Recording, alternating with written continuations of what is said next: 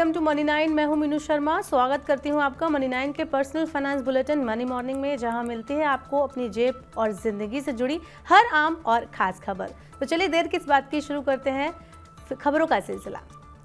FMCG company Hindustan Unilever ने साबुन और डिटर्जेंट के दाम घटाने की घोषणा की है। कंपनी ने कहा है कि वह कमोडिटी कीमतों में आई कमी का फायदा अपने ग्राहकों तक पहुंचाना चाहती है।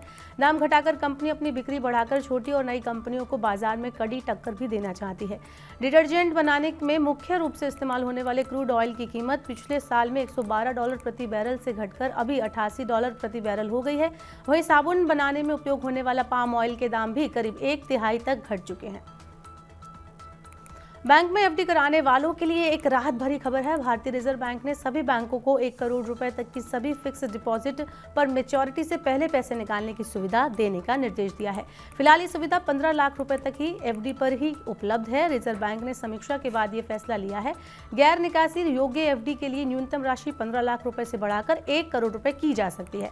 इसका मतलब है कि अब आपको 1 करोड़ रुपए तक वाली एफडी पर समय से पहले धन निकासी की सुविधा मिलेगी। आपकी क्रेडिट जानकारी में सुधार करने में देरी होती है तो इसके लिए आपको मुआवजा मिलेगा। आरबीआई ने क्रेडिट इंफॉर्मेशन कंपनियों को ग्राहकों की क्रेडिट जानकारी में सुधार करने की समय सीमा तय कर दी है। क्रेडिट सूचना रिपोर्टिंग और क्रेडिट इंफॉर्मेशन कंपनियों के कामकाज को लेकर ग्राहकों की बढ़ती शिकायतों पर आरबीआई ने शिकायत निवारण तंत्र को मजबूत बनाने के लिए एक व्यापक ढांचा तैयार करने का फैसला लिया है।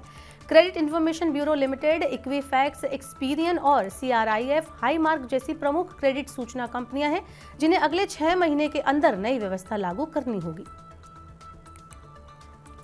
प्रतियोगी परीक्षा की तैयारी करने वाले छात्रों को दिल्ली सरकार देगी तोहफा। केजरीवाल सरकार ने जय भीम मुख्यमंत्री प्रतिभा विकास योजना को फिर से शुरू करने की घोषणा की है। इस योजना का उद्देश्य कमजोर वर्ग के छात्रों को मेडिकल, इंजीनियरिंग और सिविल सेवा जैसी प्रमुख प्रतियोगी परीक्षाओं की तैयारी के लिए प्रेरित करना है और पढ़ाई में आ रही उनकी आर्थिक समस्या को दूर करना है।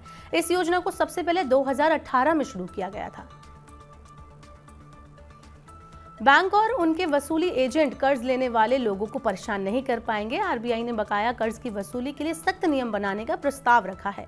इसके तहत वित्तीय संस्थान और वसूली एजेंट कर्जदारों को सुबह 8 बजे से पहले और शाम 7 बजे के बाद फोन नहीं कर सकेंगे। बैंकों और एनबीएफसी को अपने एजेंट्स के लिए एक आचार संहिता भी बनानी होगी। ये भी सुनिश्चित किया जाएगा कि वसूली एजेंट उचित रूप से प्रशिक्षित हो ताकि वो अपनी जिम्मेदारी संवेदनशीलता के साथ निभा सके। भारत 5,000 अरब डॉलर की अर्थव्यवस्था बनने की ओर तेजी से बढ़ रहा है। भारत के G20 शेरपा अमिताभ कांत ने कहा है कि भारत की अर्थव्यवस्था निजी क्षेत्र के समर्थन के बिना उच्च स्तर से नहीं बढ़ सकती।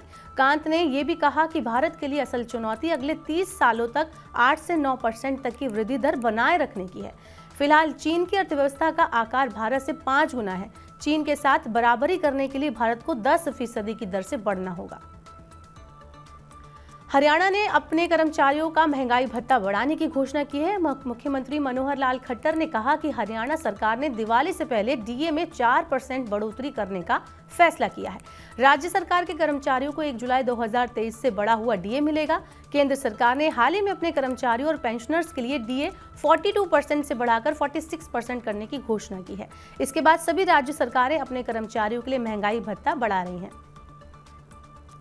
पिछले 8-9 सालों के दौरान भारतीयों की व्यक्तिगत कमाई बढ़ने के साथ टैक्स देने वालों की संख्या भी बढ़ी है।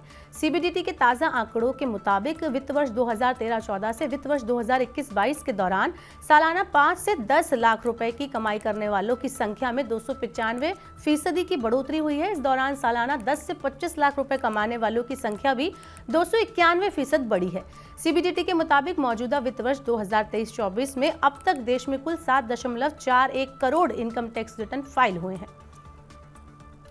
मुकेश अंबानी की टेलीकॉम कंपनी रिलायंस जियो ने भारत की पहली सैटेलाइट आधारित गीगा फाइबर ब्रॉडबैंड सेवा शुरू की है। इसके जरिए देश में दूर दराज के इलाकों में हाई स्पीड इंटरनेट सेवा पहुंचाने में मदद मिलेगी। जियो स्पेस फाइबर उपग्रह आधारित गीगा फाइबर टेक्नोलॉजी है जो उन दुर्गम इलाकों से संपर्क स्थापित करेगी जहां फाइबर केबल से ब्रॉडबैंड कनेक्टिविटी पहुंचा पाना आसान नहीं है। भारत में हर घर के लिए डिजिटल सेवा पहुंचाने में तेजी लाने के लिए जियो ने अपनी ब्रॉडबैंड सेवाओं जियो फाइबर और जियो एयर फाइबर के साथ अब जियो स्पेस फाइबर को जोड़ा है। यह सेवा पूरे देश में अत्यधिक किफायती कीमतों पर उपलब्ध है। 6 साल पहले शुरू की गई क्षेत्रीय हवाई संपर्क योजना उड़ान के तहत अब तक 499 मार्गों पर परिचालन शुरू हो चुका है। इस योजना से 1.3 करोड़ से ज्यादा लोगों का सफर आसान हुआ है। उड़ान योजना एविएशन इंडस्ट्री की वृद्धि में योगदान दे रही है। साथ ही इस योजना के बाद पिछले 6 सालों में 4 नई एयरलाइंस कंपनियां सामने आई हैं और नए विमानों की मांग भी पैदा हुई है। ये योजना छोटी क्षेत्रीय एयरलाइंस कंपनियों को अपना कारोबार बढ़ाने का मौका दे रही है। इस योजना के तहत पहली उड़ान 27 अप्रैल 2017 को शिमला से दिल्ली के बीच संचालित हुई थी। प्याज की कीमतों में अचानक तेजी आई है। सरकार भी इससे एक्शन में आ चुकी है। सरकार ने त्योहारों पर महंगे प्याज से उपभोक्ताओं को राहत देने के लिए खुदरा बाजार में 25 रुपए प्रति किलोग्राम की रियायती दर पर अपने बफर स्टॉक से प्याज की बिक्री करने का फैसला लिया है।